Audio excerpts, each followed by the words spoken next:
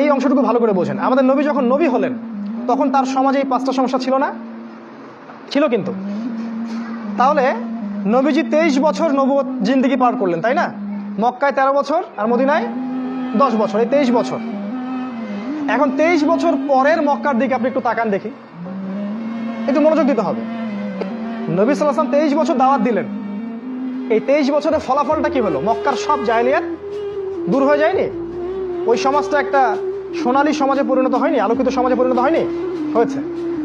আচ্ছা, এখন বলেন এই 23 বছরে আসলে কি এমন জাদু করা হলো যে সব সমস্যার সমাধান হয়ে গেল? উত্তর হচ্ছে, এই 23 বছরে আল্লাহ পাক আসমান থেকে একটা কিতাব নাজিল করেছেন। সেই কিতাবের নাম কি? আল কোরআন। এবং নবী সাল্লাল্লাহু আলাইহি ওয়াসাল্লামের কাছে সুন্নাহ নাজিল করেছেন, যেটাকে আমরা বলি নবীজির সুন্নাহ বা হাদিস। এই কোরআন এবং হাদিসের সাথে ওই সময়ের মানুষগুলা 6টা কাজ করেছিলেন। কয়টা কাজ? এই 6টা কাজ করার ফলেই ওই জাহেলি মক্কা পুরো আলোকিত মক্কায় পরিণত হয়েছে।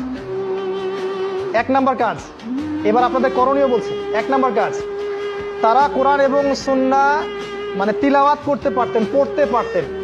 আমরা সবাই পারি পড়তে?